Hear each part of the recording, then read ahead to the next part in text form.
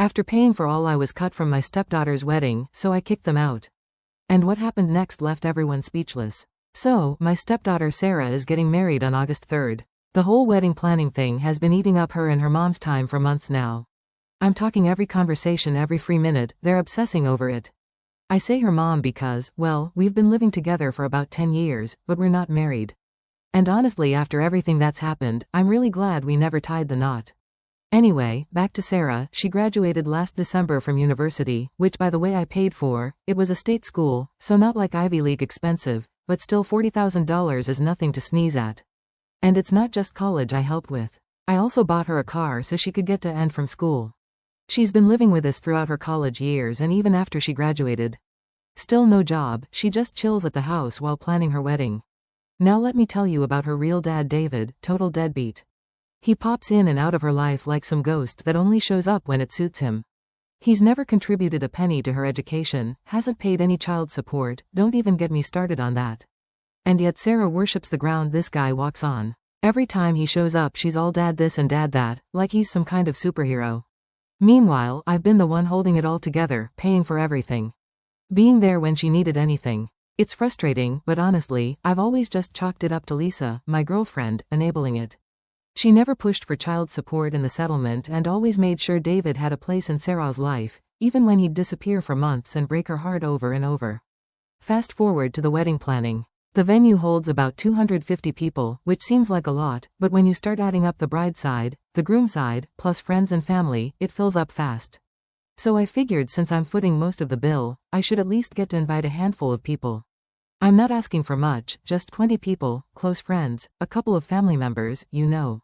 People who've been part of my life and helped me through the years. Lisa said, yeah, no problem, we'll take care of it. So I didn't think twice about it. Now here's where things start to go south. One Saturday I'm out golfing with one of my buddies Jake, who's on my list of 20 people I wanted at the wedding. Just casual talk, I asked him if he's coming, and he looks at me like I've got 3 heads. He says, nah man, I didn't get an invite but I got this announcement thing.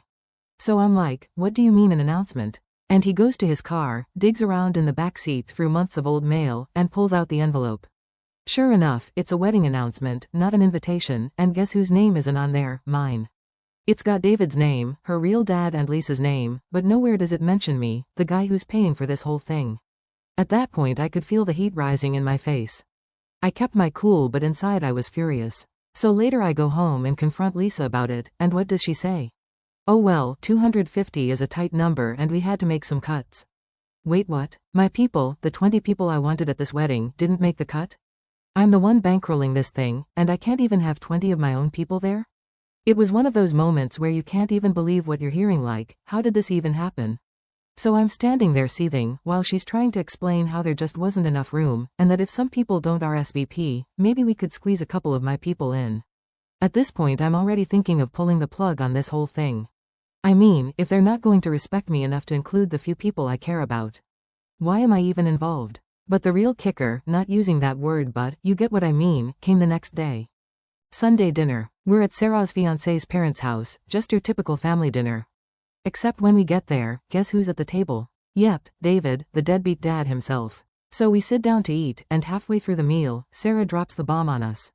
She's all smiles saying how excited she is because David is going to be able to make it to the wedding, and wait for it, he's going to be the one to give her away. The whole room erupts in excitement like this is the best news ever. Her fiancé's family is clapping, David's grinning like he's just won the lottery, and I'm sitting there feeling like I just got sucker punched in the gut. It was like everything inside me froze. I couldn't believe what I was hearing. Here I am, the guy who's been there for her every step of the way, and now David, the guy who bailed on her over and over, is going to be the one to walk her down the aisle. I didn't know if I was going to cry, scream or just flip the table over. I've never felt so disrespected in my entire life. I had to get up and do something, so I stood up and raised my glass. I'd like to make a toast, I said, and everyone goes quiet. You could hear a pin drop. I don't remember everything I said word for word, but the gist of it was this. It's been a pleasure being part of this family for the last 10 years, but today Sarah and her fiancé have shown me something really important. I used to think I was someone special in this family, but now I see I'm just the guy who pays the bills. Since David is clearly the one who matters, I'll be stepping down from paying for this wedding. He can take care of it from here. You could see the shock spread across their faces. David looked like he wanted to crawl under the table. Sarah just sat there wide-eyed, and Lisa had this look on her face like she couldn't believe what was happening. I finished my drink, set the glass down and said, "You can all let yourselves out." And just like that, I was done with the wedding, done with Sarah, and done with Lisa. I transferred the money out of our joint account that night and started making calls to the vendors the next morning. I wasn't going to bankroll a wedding that I wasn't even really a part of. So after that dinner, I didn't waste any time. I went home and started making moves. I was done. I transferred all the money out of the joint account that Lisa and I shared. I knew it was going to hit her hard because, let's be real, she hasn't had a job in years. She's been living off me for as long as I can remember. Every bill, every grocery, every damn thing in that house, it's been on me. And now she had the nerve to cut me out of this wedding and let David play the hero? No, not happening. I started with the vendors. First up was the photographer. I'd already paid a deposit, but I figured it was worth a shot to get it back. So I called the guy up and he was actually pretty chill about it, said he'd refund me most of it, minus a small fee for holding the date, whatever, that was fine with me. Better to lose a couple $100 than pay for a whole wedding I'm not even invited to anymore, you know? Next was the caterer. This one had me a little worried because catering companies can be sticklers when it comes to refunds, but again I lucked out. They had a waiting list of people wanting my date, so they didn't even blink when I asked for my money back. Full refund, no questions asked. At this point I was feeling pretty good about my decision. Everything was falling into place, the only real hiccup was the venue. They wouldn't give me back the full deposit, but honestly I expected that. They kept $1,500, which sucked, but considering I was about to drop $450,000 on this whole wedding, it was a small price to pay to get out of this disaster. Now I'm not going to lie, part of me was waiting for the fallout. I knew Lisa wasn't going to take this well and I was just bracing for the explosion, but you know what? She didn't say anything that night, not a word. I slept in the guest room expecting her to come knocking at some point, maybe to yell or cry or something, but no, silence. Honestly, that silence was worse than anything else. It was like she'd just given up, like she didn't care enough to even fight for me or our relationship. The next morning things finally hit the fan. I was sitting at the kitchen table drinking my coffee when Lisa came in, holding Sarah's wedding planner. She dropped it on the table in front of me like it was some kind of evidence in a court case. I didn't say anything, just stared at her, waiting for whatever rant she was about to unleash. "You're ruining everything," she finally said. Her voice was cold, not even angry, just defeated. I took a deep breath. "I didn't ruin anything, Lisa. You and Sarah made your choices, I'm just reacting to them." She thumbed through the planner, showing me all the details they'd planned out, the flowers, the decorations, the music, everything. I just stared at it, barely listening. I was done. The whole thing was meaningless to me now, but one thing did catch my eye. There was a whole section dedicated to the father-daughter dance, and guess who they picked all the songs for? David, not me, David. That was the final nail in the coffin for me. I actually laughed, it was just so absurd. At that point I wasn't even a consideration in any of this. They didn't care about me, they cared about my wallet. "Look," I said, pushing the planner back toward her. "You and Sarah need to move out. I'm not paying for this wedding, and I'm done pretending like we're still a family. You can stay with her fiancé's family or find somewhere else, but you're not staying here." She didn't say much after that, just grabbed the planner and walked out of the room. I sat there for a while sipping my coffee, just thinking about everything, 10 years down the drain. It's funny how fast things can unravel when people show you who they really are. A few days went by without much happening. Lisa didn't try to talk to me, and Sarah avoided me like the plague. It was like we were strangers living in the same house. Then one morning I woke up to find that they were packing. I didn't ask where they were going. I didn't care as long as they were out. It was hard not to be petty while they packed. I wanted to throw some of their stuff in the garbage, just out of spite, but I held back. I didn't want to lower myself to their level. Besides, I'd already won by pulling the financial rug out from under them. Lisa kept giving me these dirty looks while she packed, but Sarah wouldn't even make eye contact. Good. I didn't want to see her face anyway. They left that afternoon. No goodbyes, no final words, just silence. I locked the door behind them and it was like a weight had been lifted off my shoulders. The house was quiet, and for the first time in a long time it felt like it was mine again. That night I changed the locks. Call me paranoid, but I didn't trust that they wouldn't try to come back and pull some stunt. After everything they'd put me through, I wasn't taking any chances. With the new locks in place, I finally felt like I had control over my life again. I sat on the couch that night, cracked open a beer, and just relaxed. It was weird. I hadn't felt this calm in months. No more wedding stress, no more dealing with Sarah's entitled behavior, no more walking on eggshells around Lisa. I was free. A week later I heard through the grapevine that they were trying to downsize the wedding. Apparently Sarah's fiancé's parents were stepping in to help cover the costs, but even they weren't too thrilled about it. I guess Lisa had burned a few bridges along the way. And get this, she actually tried to write herself a check from our joint account the day after the blow-up. Too bad for her, I'd already moved the money. Nice try though. Now I'm not saying I'm happy about how things ended, but I'll be honest, I feel a hell of a lot better than I did before. I wasted too much time and money on people who didn't appreciate me. It's crazy how clear things become when you take a step back and really look at the situation. Looking back, I should have seen the signs way earlier. Sarah always had a thing for her real dad, and Lisa never put her foot down. I should have known I was just the guy paying the bills, nothing more.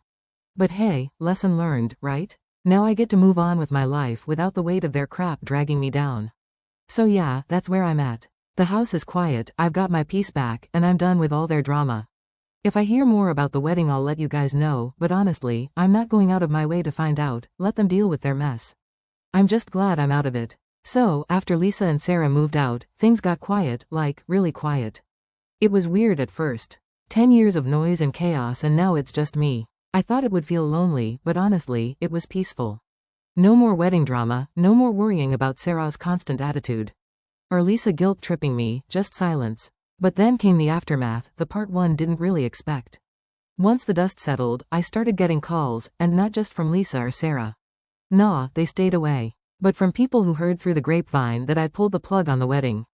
I guess word spreads fast when you've got drama this big. First call was from one of Lisa's friends, Maggie. She's always been one of those always in everyone's business types. She calls me up acting all concerned, like, oh, I heard what happened. Are you okay? Now let me be clear, Maggie is not someone I'd consider my friend. She's Lisa's friend, the kind of person who always took Lisa's side in every little argument we ever had. So when she's pretending to care, I know it's just because she's fishing for gossip. I wasn't in the mood for that crap. Maggie, I'm fine, I told her. It is what it is. Sarah and Lisa made their choices. I made mine. That wasn't good enough for her. She kept pushing, asking for details, trying to make it sound like she was worried about me. I could tell she just wanted to hear me badmouth Lisa or Sarah, but I wasn't giving her the satisfaction. Well, she said, I just think you should know that Sarah's really hurt. She didn't mean to exclude you like that. Oh really, she didn't mean to? I mean, how do you accidentally exclude someone from their own life? I bit my tongue because the last thing I needed was more drama. I kept it short and ended the call, but I knew that wasn't the last of it, and I was right. A couple of days later, I got a call from Sarah's fiancé's mom, Joyce. Now, I'd always thought Joyce was nice. We weren't close or anything, but she seemed like a reasonable person. This call was different though. She was pissed. She jumped right into it, no small talk, just pure anger. You've ruined everything, she yelled. Do you have any idea what you've done to Sarah and Lisa? This wedding was supposed to be perfect, and now they're scrambling to fix your mess. I didn't even know where to start. Here's this woman who has never paid for anything telling me I've ruined things because I stopped paying for a wedding I wasn't even invited to. I took a deep breath and tried to keep my cool. Joyce, I didn't ruin anything. Sarah and Lisa did this to themselves. I'm not paying for a wedding that I've been excluded from. If they want a wedding, they can figure it out. She wasn't having it. She went on and on about how I was being selfish and how I should have just sucked it up for Sarah's sake, and the best part, she even suggested that I should still come to the wedding for appearances. Yeah, because pretending everything's fine after being disrespected is exactly what I'm interested in doing, I told her. Look Joyce, if you're so concerned about the wedding, why don't you pay for it? I'm done. She didn't have much to say after that, just muttered something under her breath and hung up. That was the last time I heard from her, thank God, but it didn't stop there. Sarah finally decided to reach out about a week after she and Lisa moved out. She texted me, which honestly kind of pissed me off, like she couldn't even call after everything that happened. She just sends a quick text, like it's no big deal. Her message was short and to the point. I'm really disappointed in how you handled things. I thought you'd be more understanding. Understanding. I stared at that message for a good 5 minutes before I even knew how to respond. Understanding. She seriously thought I was the one who needed to be more understanding. I've spent the last 10 years supporting her, paying for her education, her car, and now her wedding, and she thought I needed to be more understanding? I finally texted back, I'm disappointed too Sarah, but I've done enough for you. I'm not paying for a wedding that I'm not part of, good luck with everything. That was it, she never replied. No apology, no explanation, nothing, just silence. And honestly that hurt more than I thought it would. I wasn't expecting her to grovel or anything, but I guess part of me hoped she'd realize how much she'd screwed up. But no, nothing. After that, things went quiet again. No more calls, no more texts. It was like they'd all just erased me from their lives, which I guess was for the best.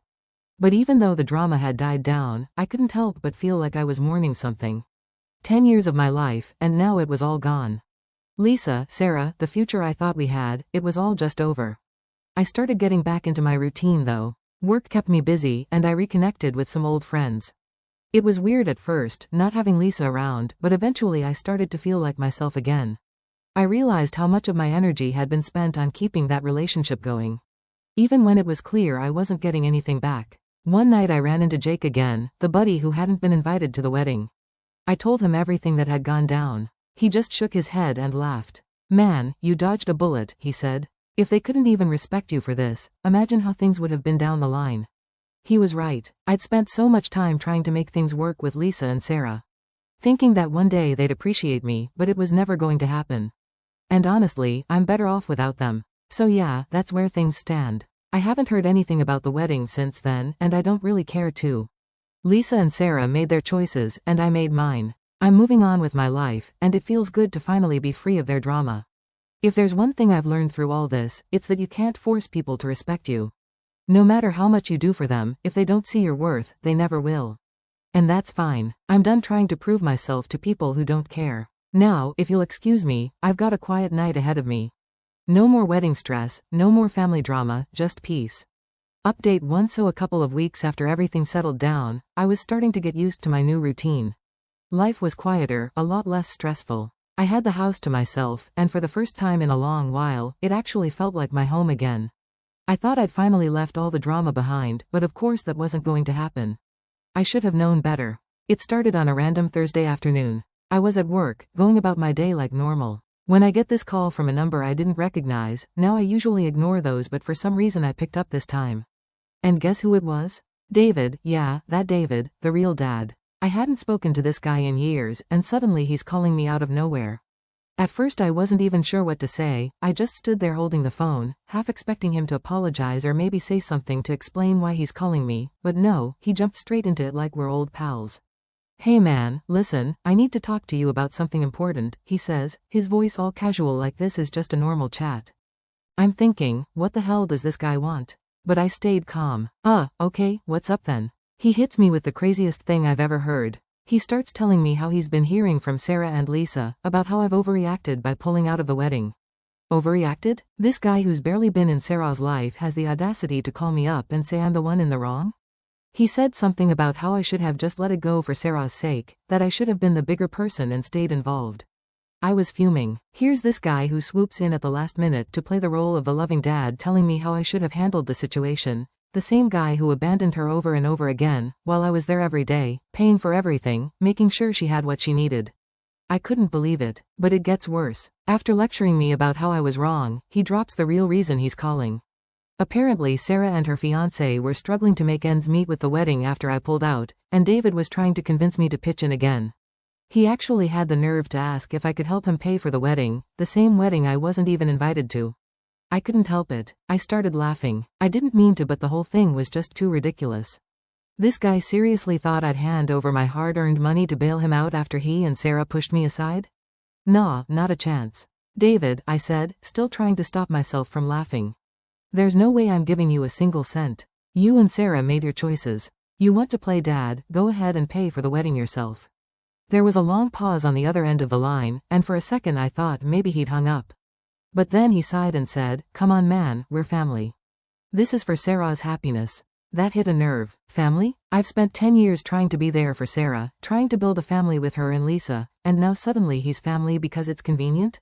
I wasn't having any of it. "We're not family," I said, my voice harder than I meant it to be. "You haven't been around, you don't get to play the family card now just because it suits you. If you really care about Sarah, then you figure it out.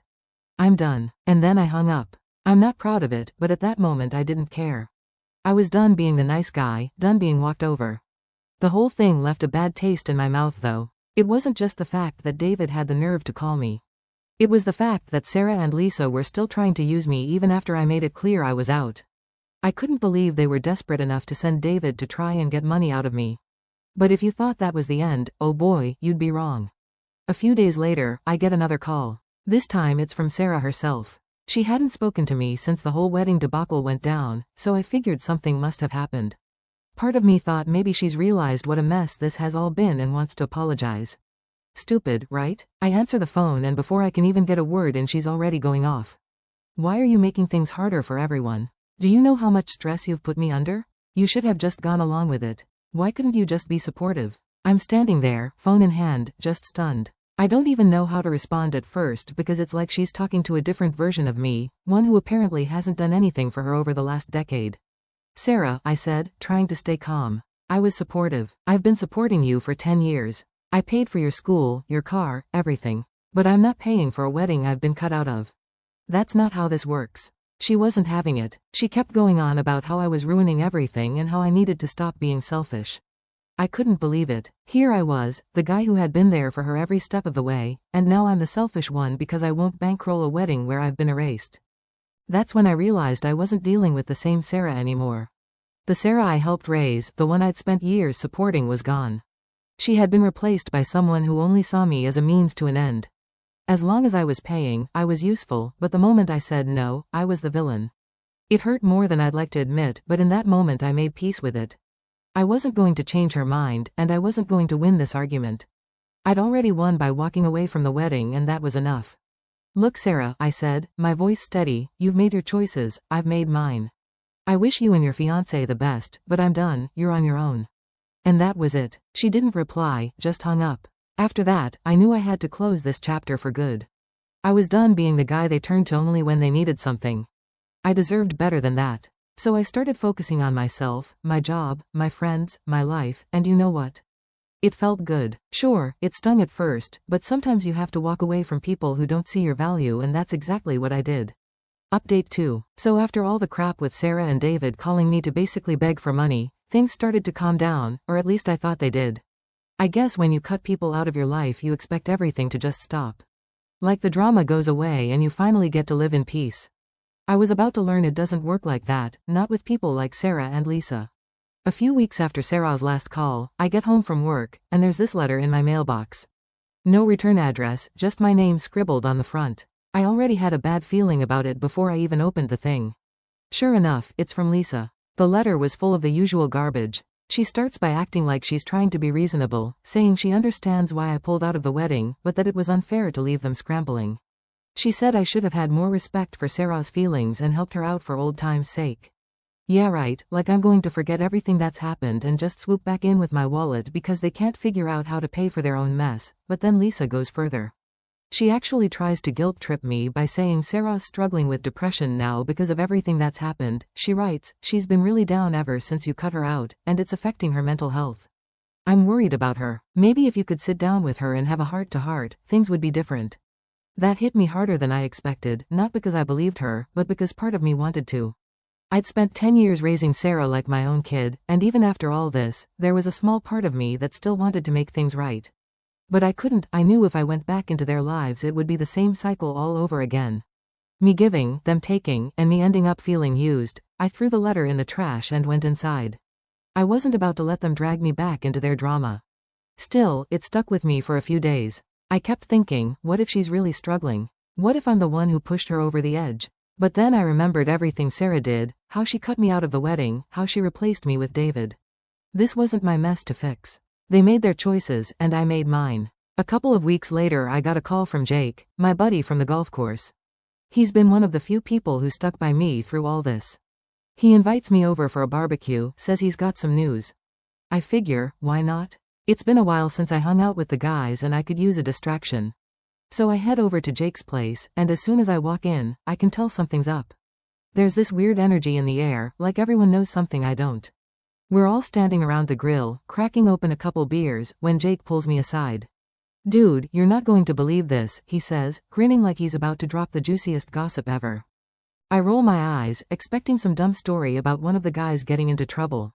But then he hits me with it, Sarah's wedding got cancelled.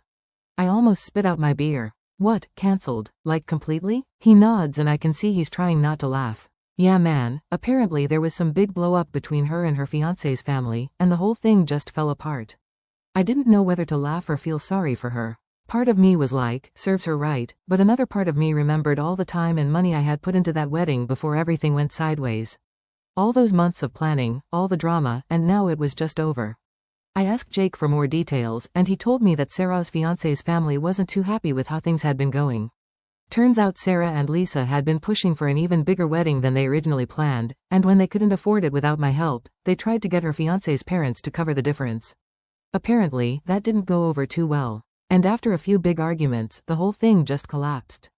Part of me wanted to reach out to Sarah, maybe to see how she was holding up, but I stopped myself. I knew if I got involved again it'd just drag me back into the drama, and honestly, after everything they put me through, I didn't know them anything. The barbecue went on, and I tried not to think too much about it, but later that night when I got home, it hit me. This was it. The wedding was cancelled, the relationship was done, and there was nothing left to tie me to Sarah or Lisa anymore. It was a weird feeling, like I had finally closed the book on this whole chapter of my life. Over the next few weeks, I started focusing more on myself. I picked up some new hobbies, spent more time with friends, and even started dating again. It felt good to move on, like I was finally living for me instead of always worrying about someone else's problems. One day, out of the blue, yeah, I know I'm not supposed to use that phrase, but screw it, I got a text from Lisa. I hadn't heard from her since the letter she sent about Sarah's depression. The message was short and cold, just wanted to let you know we're moving out of state, Sarah's starting over. I stared at my phone for a while after reading it, trying to process how I felt. I guess part of me was relieved. Them moving away meant I wouldn't have to worry about running into them or dealing with their drama again. But another part of me felt empty. Not sad exactly, but like something had finally come to an end, and I wasn't sure how to feel about it. I didn't respond to the text. There was nothing left to say. So that's where things stand now. Sarah and Lisa are out of my life for good, and I'm finally free.